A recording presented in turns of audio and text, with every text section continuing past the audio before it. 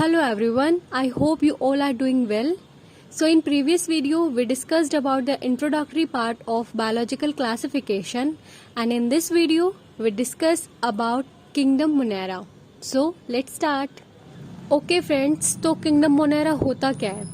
Kingdom Monera जो है वो बहुत ancient, smallest and simplest most abundant micro organism होता है, एक सूक्ष्म जीव होता है। किंगडम मोनेरा के अंदर हम ज्यादातर बैक्टीरियाज को स्टडी करते हैं और वो बैक्टीरिया प्रोकैरियोटिक होते हैं। आपको तो पता ही है कि प्रोकैरियोटिक होते क्या है, हमने पिछले वीडियो में भी डिस्कस किया था। प्रोकैरियोटिक यानी जिनका जो न्यूक्लियस होता है ना वो वेल डिफाइंड नहीं होता। किंगडम मोनेरा को स्पेशली हम दो मेजर पार्ट में डिवाइड करते हैं। पहला होता है आर्कीबैक्टीरिया और दूसरा होता है यूबैक्टीरिया।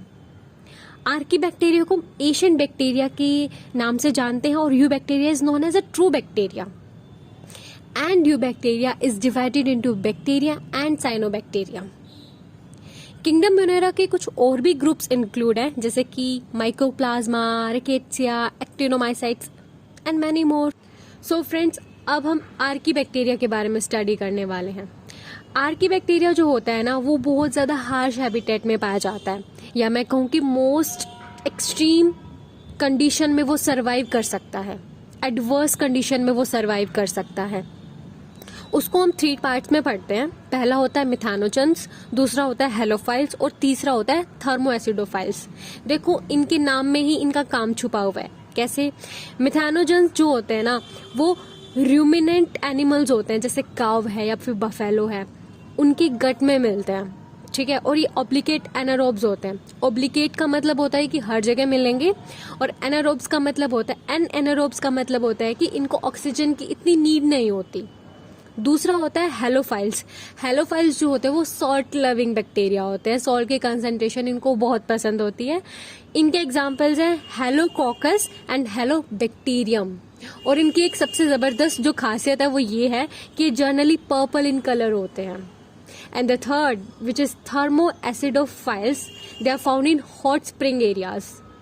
गर्म इलाके में पाए जाते हैं, और उसका एग्जाम्पल है थर्मोप्लाज्मा।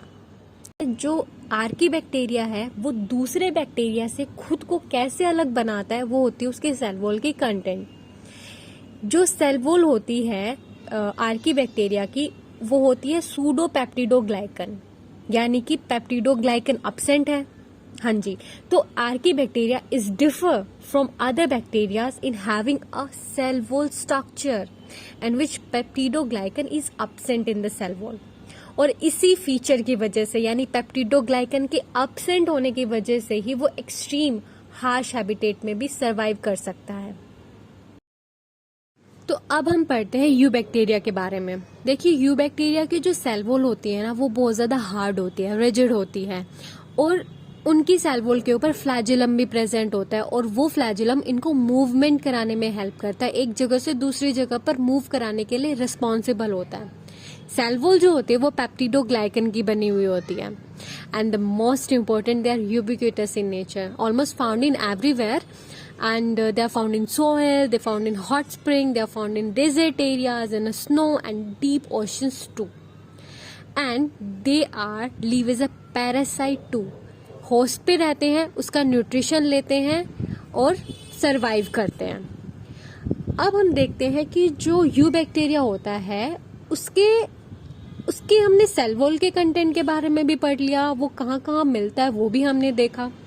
हम इसके थोड़े से स्ट्रक्चर को भी देखते हैं, क्योंकि स्ट्रक्चर अपने आप में बहुत इंपॉर्टेंट होता है और उनके फंक्शन क्या क्या होते हैं वो भी हम अभी पढ़ते हैं।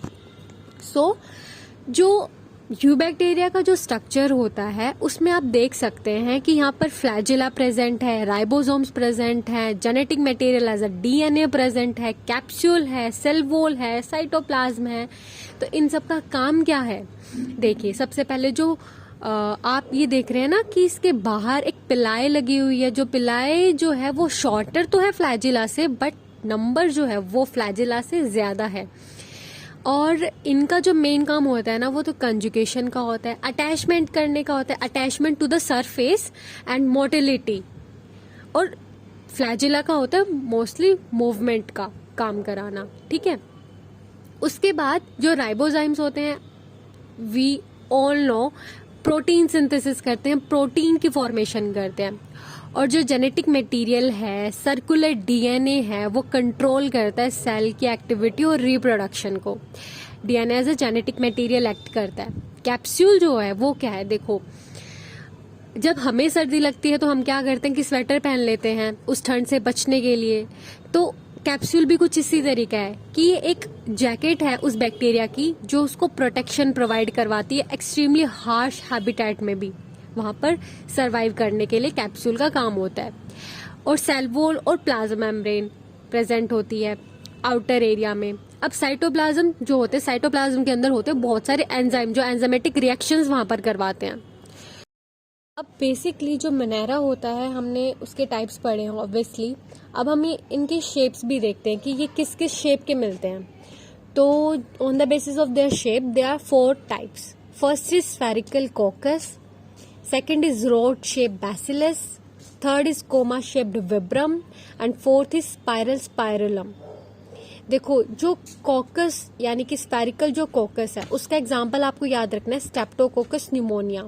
आपको पता है न्यूमोनिया हो जाता है तो वो न्यूमोनिया कोज किसकी वजह से होता है, बैक्टीरिया की वजह से। उस बैक्टीरिया का क्या नाम है, स्ट्रेप्टोकोकस न्यूमोनिया। ठीक है। एंड इसके साथ साथ आप ये भी याद रख सकते हैं कि इनकी शेप आपको ध्यान रखनी होगी कि रोड शेप है वो किस शेप का होगा, कोमा शेप किस तरीके का होता है। अब हम बढ़ते हैं कि बैक्टीरिया जो होता है वो शो करता है both autotrophic and heterotrophic nutrition. Autotrophic का मतलब होता है ऑटो यानी कि सेल्फ डिपेंडेंट, और हेटेरो का मतलब होता है जो दूसरे पे डिपेंड करे। ऑटोट्रोफिक में क्या करते हैं कि ऑटोट्रोफिक में आपको एक कीमो ऑटोट्रोफिक पढ़ना है, दूसरा आपको फोटो ऑटोट्रोफिक पढ़ना है। कीमो ऑटोट्रोफिक में नाइट्रीफाइंग बैक्टीरियाज होते हैं और फोटोट्रोफिक में पर्पल ग्रीन सल्फर बैक्टीरियाज आते हैं। अब मेनली जो कीमो ऑटोट्रोफिक बैक्टीरिया होते क्या हैं, देखिए जैसे फोटोसिंथेसिस जब हम करते हैं तो जो ऑर्गेनिजम्स होते हैं वो कम्प्लीटली लाइट के ऊपर डिपेंडेंट रहते हैं, but chemosynthetic autotrophic bacteria में ये लाइट का यूज नहीं करते। They do not use light as a energy source. वो एटीपी तो बनाते हैं, एनर्जी तो बनाते हैं, एटीपी को ट्रैप तो करते हैं by breaking inorganic material in the absence of light. जो हेटेरोट्रोफिक बैक्टीरियाज होते हैं यानी कि सैप्रोफिटिक बैक्टीरिया, वो डेड डिकेइंग ऑर्गेनिजम्स के ऊपर फीड करते हैं। यानी कि जो डेड और डिकेइंग मटेरियल होता है, जो ऑर्गेनिजम्स होते हैं या फिर डिकेइंग फ्रूट हो जाते हैं, लीव्स होते हैं, डंग होता है, डेड वेजिटेबल्स होती हैं, तो ये बैक्टीरिया क्या करते हैं कि कुछ एंजाइम्स को रिलीज करते हैं और वो रिलीज हुआ एंजाइम उस कॉम्प्लेक्स मटेरियल को सिंपलर फॉर्म में कन्वर्ट कर देता है, और सिंपलर फॉर्म में कन्वर्ट करने के बाद वो बैक्टीरिया उसके जो न्यूट्रिशंस हैं उनको एब्जॉर्ब कर लेता है। तो इस तरीके के बैक्टीरिया को हम कहते हैं सैप्रोफिटिक बैक्टीरिया। दूसरा होता है सिम्बायोटिक बैक्टीरिया। सिम्बायोटिक बैक्टीरिया जो होते हैं, हम राइजोबियम पढ़ते हैं, हम फ्रैंकिया पढ़ते हैं, तो ये एक एसोसिएशन करते हैं, सिम्बायोटिक एसोसिएशन करते हैं ऑर्गेनिजम्स में, और ये कैपेबल होते हैं नाइट्रीफाइंग एटमॉस्फेरिक नाइट्रोजन को अमोनिया में कन्वर्ट करने के लिए। अब जो पैरासिटिक बैक्टीरियाज होते हैं ना, वो क्या करते हैं कि वो ऑब्टेन करते हैं नरिशमेंट को, ऑब्टेन करते हैं न्यूट्रिशन को, या मैं कहूँ कि ड्रॉ करते हैं न्यूट्रिशन को कुछ स्पेशल ऑर्गेनिक कंपाउंड्स में से जो उनकी ग्रोथ के लिए रिस्पॉन्सिबल होते हैं फ्रॉम द लिविंग ऑर्गेनिज्म। वो लिविंग ऑर्गेनिज्म प्लांट भी हो सकता है और एनिमल भी हो सकता है, जिसे हम होस्ट कहते हैं, होस्ट के ऊपर डिपेंडेंट करते हैं, तो वो होते हैं parasitic bacteria. And these parasitic bacteria are vibrio and cholera. अब जो साइनोबैक्टीरियाज होते हैं वो क्या करते हैं, they are blue green algae and have chlorophyll, chlorophyll a. Photosynthesis करते हैं, ऑक्सीजन इन्वॉल्व करते हैं ये, और फोटोसिंथेटिक ऑटोट्रॉफ्स तो हैं ही क्योंकि ग्रीन प्लांट से बिल्कुल सिमिलर होते हैं, कॉलोनी में रहते हैं, फिलामेंटस होते हैं यानी कि मूव कर सकते हैं। अगर आप इनका स्ट्रक्चर देखते हैं ना, तो इनके स्ट्रक्चर पे इनकी आउटर जो मेम्ब्रेन होती है वो म्यूसिलेजिनस शीथ की होती है, और दूसरा they often form blooms in water polluted body, यानी कि एल्गल ब्लूम की फॉर्मेशन करते हैं। पॉल्यूशन इंडिकेटर्स होते हैं इसकी एक गलत चीज़ ये हो जाती है कि जब ये एल्गल ब्लूम्स बनाते हैं वाटर बॉडीज़ के पास, तो पानी में रहने वाले जो जीव हैं वो अच्छे से सांस नहीं ले पाते, दे कांट ब्रीथ प्रॉपरली। तो नोस्टॉक में हमने क्या पढ़ा? सबसे पहले वो एटमॉस्फेरिक नाइट्रोजन को अमोनिया में कन्वर्ट करते हैं। दूसरा, एन एनारोब प्रोसेस होता है इनका। तीसरा, इनके अंदर जो एंजाइम होता है वो नाइट्रोजनेज एंजाइम यूज करते हैं। चौथा, इनकी जो सेल होती है हेट्रोसिस्ट होते हैं जहां पर नाइट्रोजन फिक्सेशन होती है। Now mycoplasma. माइकोप्लाज्मा जो होता है वो बहुत छोटा मोनेरन होता है, स्मॉलेस्ट मोनेरन हम इसको कह सकते हैं। इसका सबसे फेमस एंड मोस्ट इम्पोर्टेंट जो एग्जांपल है वो है PPLO, which is known as pleuropneumonia like organism. इसमें जो इसकी सेल वॉल होती है वो एब्सेंट होती है, जिसकी वजह से ये विदाउट ऑक्सीजन के भी सर्वाइव कर सकते हैं। They can live as saprotrophic and parasitic too. और दूसरा, they often form blooms in water polluted body, यानी कि एल्गल ब्लूम की फॉर्मेशन करते हैं, पॉल्यूशन इंडिकेटर्स होते हैं।